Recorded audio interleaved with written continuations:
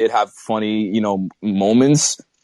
But again, I still think that with, how everything is like now, I feel like we should have more, serious MCU movies instead of trying to make it like a comedy. Yeah, it's a good question, and I think that's something I think we could tackle on another show, because that's a whole, we could do a whole hour-long show on that, and compared to the DC and everything like that. But John, man, thank you for coming up. I appreciate it, man, and we'll be doing these every week. So come back next Monday. I think we'll be doing Monday night next week. Yeah. Come back I next week. definitely will. But just like a quick question. So, yeah, sure. Did you hear about the news with Dr. Octopus, like, and how they're gonna tie it into the Spider-Man 3, and how it's supposed to be? I mean, it's rumors, but I hope this is not true.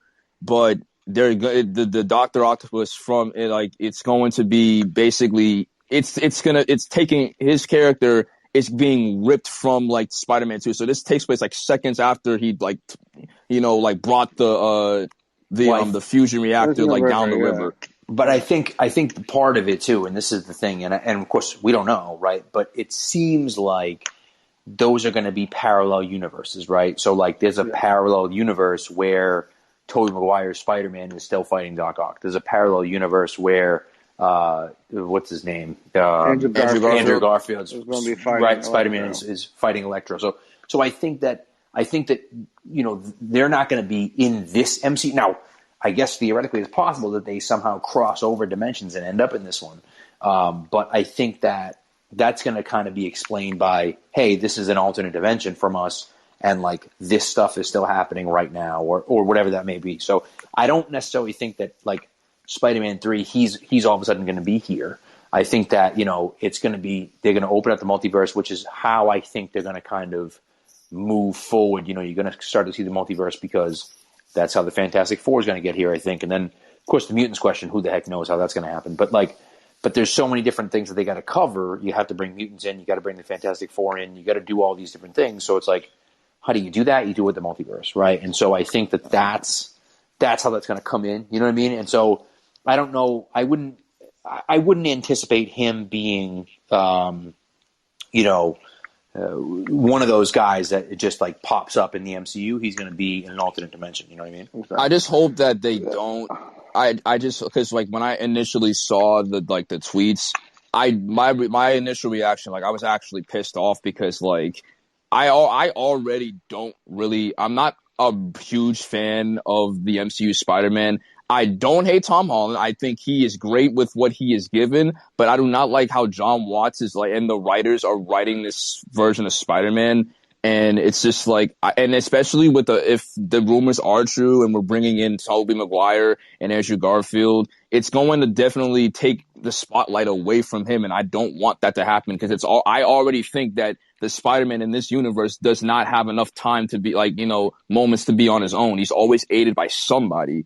So the fact that you're bringing in two beloved characters who played Spider-Man before in this movie, it's going to take away the character story from that Tom Holland's character needs, because he's alone this time. Well, technically he's not alone because now you got Doctor Strange. It's really just I'm not really excited for this Spider-Man for Spider-Man 3, honestly. Trust in the Feige. Trust exactly. in the Feige. You know what I mean? Hey, I know. I hope. So. I know, but trust that Feige is going to get it right. You know I mean? hope so. And it's like I don't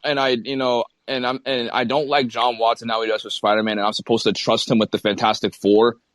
Even though I liked the Fantastic Four movies with Jessica Biel and Chris Evans and those people, I felt like they could do better than that. And I thought they were going to do it with the reboot, but that turned out to be straight up dog shit. And now when I found out that they were going to be making a new Fantastic Four in the MCU, I was so excited. But then my mood changed from yay to nay when I found out that the director was going to be John Watts. And I'm like, oh my god!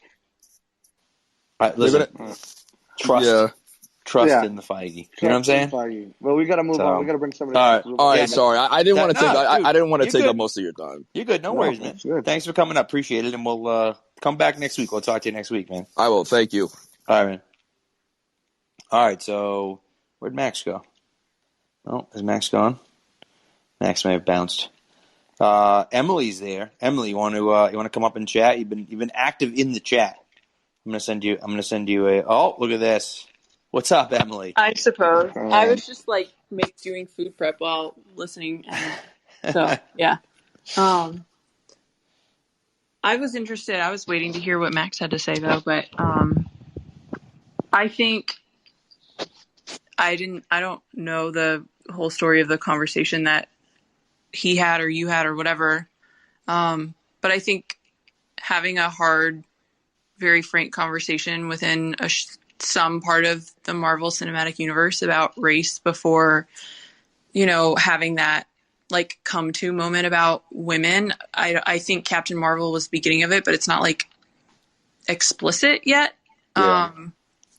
I think that makes sense. Just to give you some context, right? This woman tweeted out basically that she was starting the Snyder Cut, and we'll see how it is, but it can't be worse than Endgame.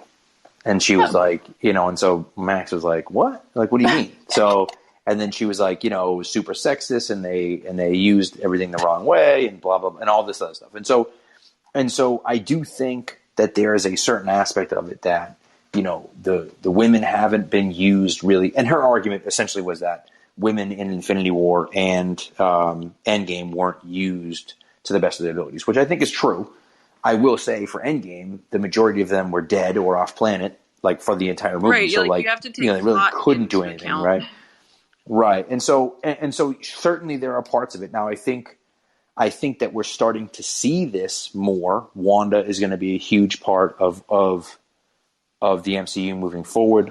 Captain Marvel is going to be a huge part of the MCU moving forward. I think I'm of the belief, I might be wrong, and I hope that I'm right, but I don't know if it's going to happen or not. I'm of the belief that Shuri is going to be the next Black Panther. I might be wrong about that, but I would love that if Shuri were the next Black Panther. And so that would be dope. So we'll see where they go with that. But I hope that they make the next Black Panther a woman. I don't know whether they will or not, but I hope that they will. And so I think that they're moving towards, and listen, they have some really badass women, right, in the MCU. Even that scene, and just that scene at the end, right, when he hands, yeah, dude, that was dope, dude. And that's I know it's small steps, right? I know it's not. I know you want more, and people want more than that, and I get it, right? They deserve more than that. But at the same time, it's this is what we have. You know what I mean? We can't. And I think you can't materialize it out of thin air. It's all based on stuff that already existed, and so the stories still have to align. Otherwise, literally the entire fandom will lose its collective crap. So. Exactly, and like I said earlier, I think that you have to get everybody invested first, and whether that's right or wrong, you get them invested with the main characters, and now you can start experimenting and shining a light on these female characters as they rightfully deserve to be shined a light on, because they're some of the strongest. I mean, when you look on, because I'm part of some of these Marvel groups, when you look on them and they're doing MCU draft, who would you rather have?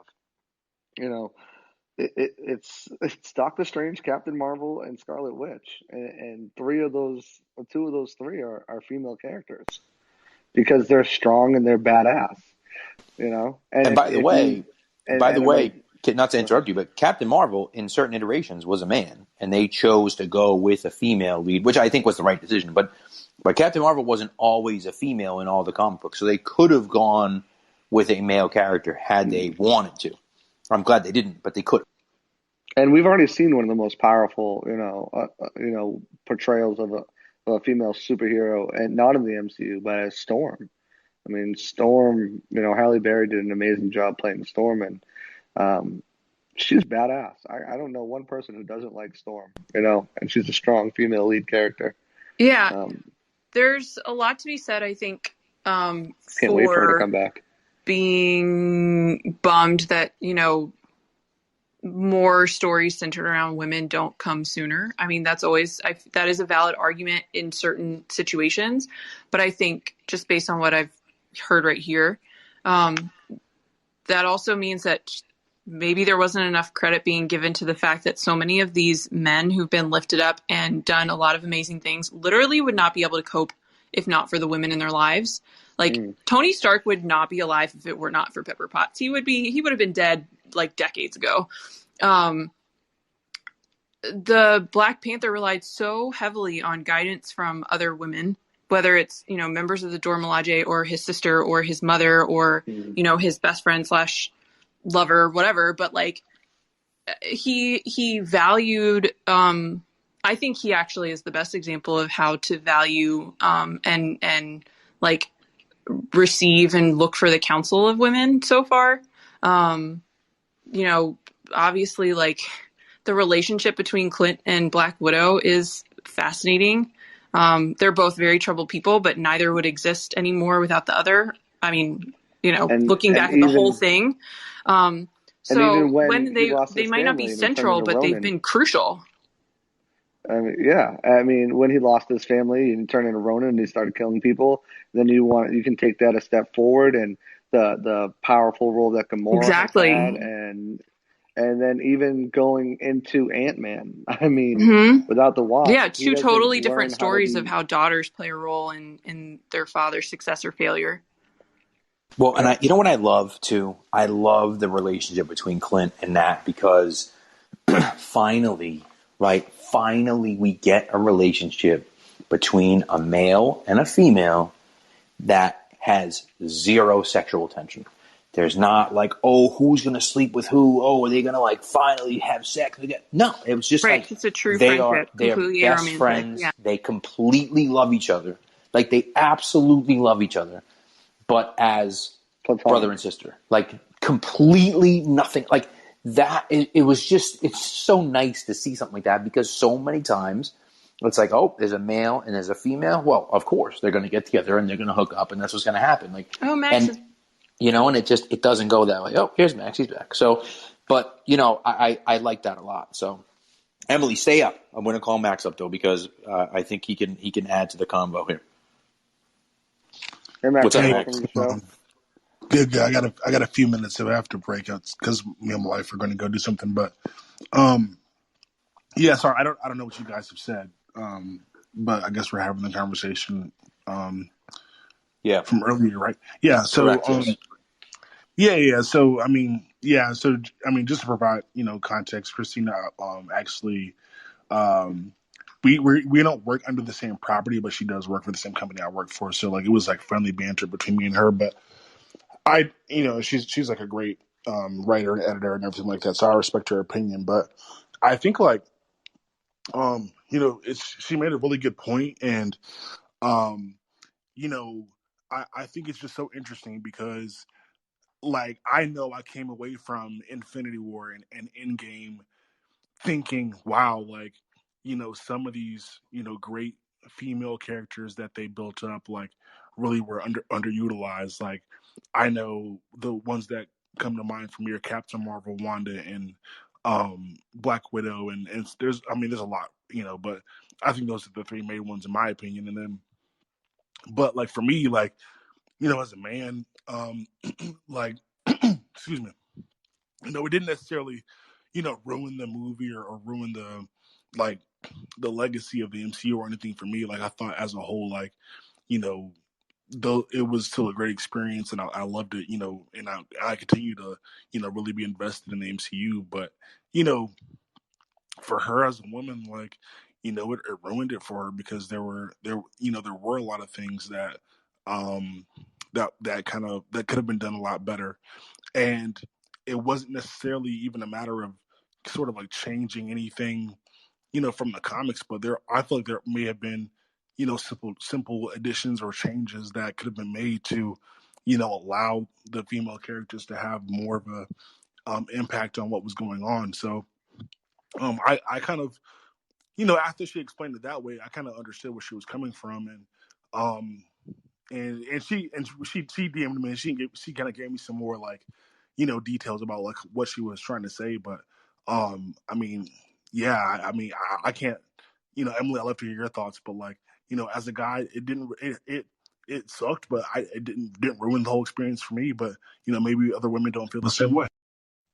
No, I mean basically what I said before is just do I think a lot of like